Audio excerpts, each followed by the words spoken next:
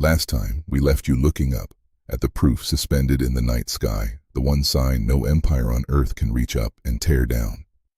And everything we have shown you, all the way back to the first night of this series, you could hold it, you could touch it, you could feel it in the grip of your own hands. The dates, the documents, the records the empire kept in its own ink, meant to control the narrative. Every itemized receipt. We have been standing on solid ground this whole time.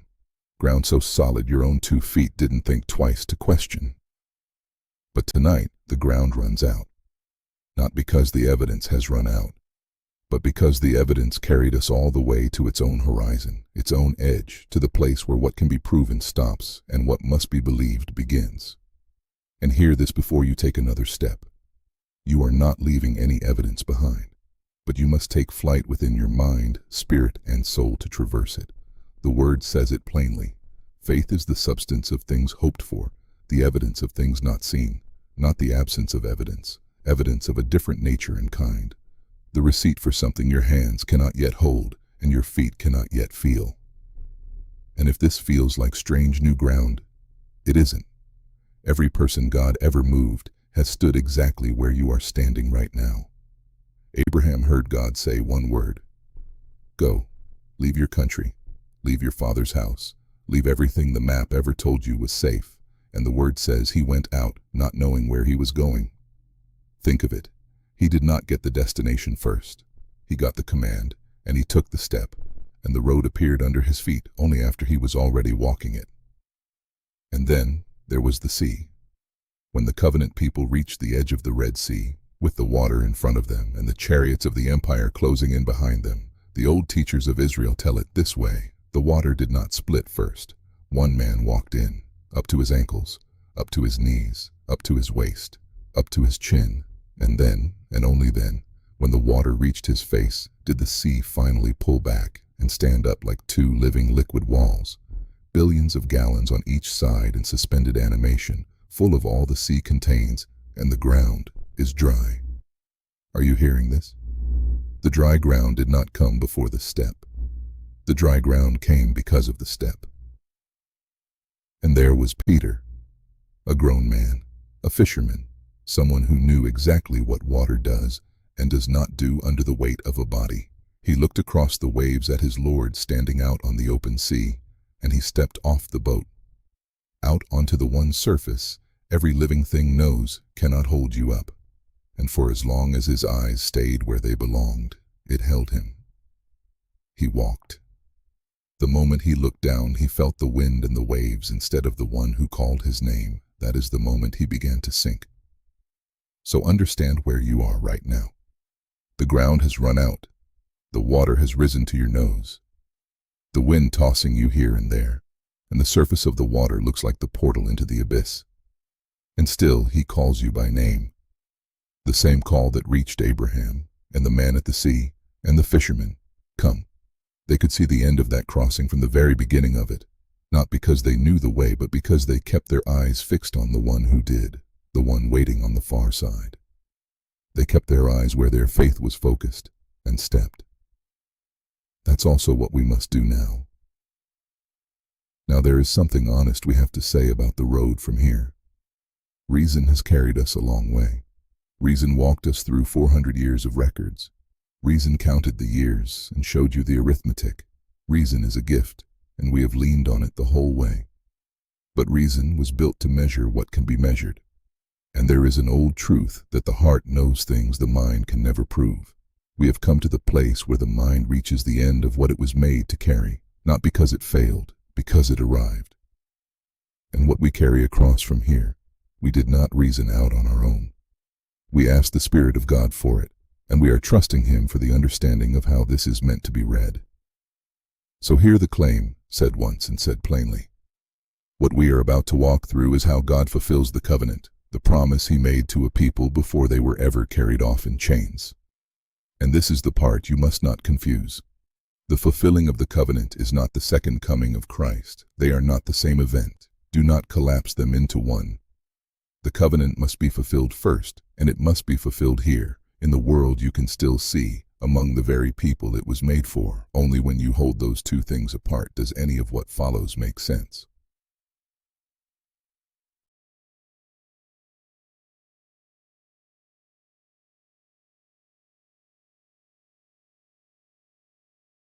So step across with me, and let me show you the first thing waiting on the other side. It is not a miracle, it is a measurement. Everything the Empire uses to watch you, the satellites overhead, the navigation that guides its ships and its planes and its weapons, the signals that move money around the world in the blink of an eye, all of it leans on one thing most people never think about: the steadiness of the Earth's own magnetic field. That invisible shield wrapped around the planet is the floor the whole surveillance machine is standing on. And that floor is failing. Out over the South Atlantic, there is a growing weak spot in the field. Scientists call it the South Atlantic anomaly. And in just the last decade, it has spread by an area nearly half the size of Europe. The magnetic North Pole, fixed in the mind of every mapmaker, has torn loose from Canada and is racing toward Siberia at about 35 kilometers a year. And the field itself has been losing its strength for as long as we have been able to measure it. Are you hearing this? The shield is thinning, and not one hand of man touched it. No army, no movement, no vote.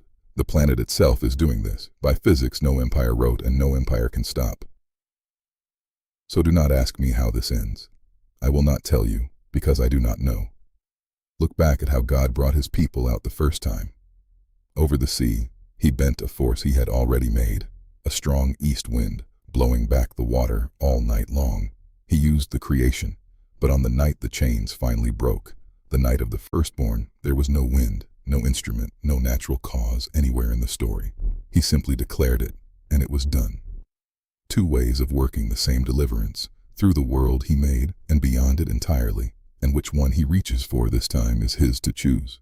It's okay to guess, but just know that is all it will ever be. A guess. So when you see the shield around this empire thinning, the field weakening, the pole drifting, the weak spot spreading year after year, do not rush to say this is how he'll do it. Maybe it is. Maybe it is only the east wind, and the night of the firstborn is still to come in a form none of us can picture. Here is the one thing I will say, and then I will stop. This covenant is very likely to be fulfilled before the return of Christ. Not the same event. Do not confuse them. First, the covenant, kept here, in the world you can still see. Then, in his own time, the king returns. That is as far as I will go. The scale of it is way beyond me. The method is his alone. And I would rather stand here in the not knowing, with my eyes where my faith is focused, than make a fool of myself by pretending I can read his hand. Do you really want to know what the sea actually was that day God's people stood trapped against it? It was not their escape. It was the last impossible hurdle between them and the open desert, water too deep to cross, with an empire's army at their backs, the insurmountable barrier, the thing standing between death and freedom. And God did not climb over it, and he did not knock it down. He opened it. He turned the very thing that trapped them into the road that freed them. And he did it with a wind, a force already in his creation, blowing all through the night. Now look again at the shield around this empire, the one we just watched thinning year after year by no human hand. I am not going to tell you that is the sea parting. I told you already, that would be a guess. But I will ask you to consider it. The thing that stands between a captive people and their freedom is, by the planet's own physics, beginning to give way. Maybe it is nothing, maybe it's something, maybe it is the east wind picking up the way it once did over another sea. And if it is, here is where we stand. The Red Sea is already parting again. You cannot see the dry ground yet. The water is just beginning to ripple in opposite directions, and a wind has begun to blow. Do you feel it? Let's go back to the oldest book one more time. Back to Enoch, carried up and shown the hidden architecture of the world. And among the secrets he was shown was this one: the winds. He saw in the words of that ancient book the treasuries of all the winds, and how God had furnished with them the whole creation. Think of it. How do you see the wind, but by its effects? He saw the four winds which bear the earth and the firmament of the heaven, not loose air, not weather, but pillars, the frame the whole world hangs on. So when I tell you a wind has begun to blow, hear what the old book is telling you a wind even is. It does not wander up out of nowhere. Enoch saw the storehouses it is kept in, and the gates it is let loose from. 12 portals, he said, from which the winds go forth and blow over the earth, and the hand on every gate is God's. The east wind that opened the Red Sea came out of one of those storehouses, And if a wind is rising now over a weakening world, I will not tell you which gate it came through or what it carries. That would be a guess. But I will tell you whose hand is on the gate, the same hand that has held it since before the foundations of the earth. Enoch saw the storehouses. We are only now feeling the first gust of it.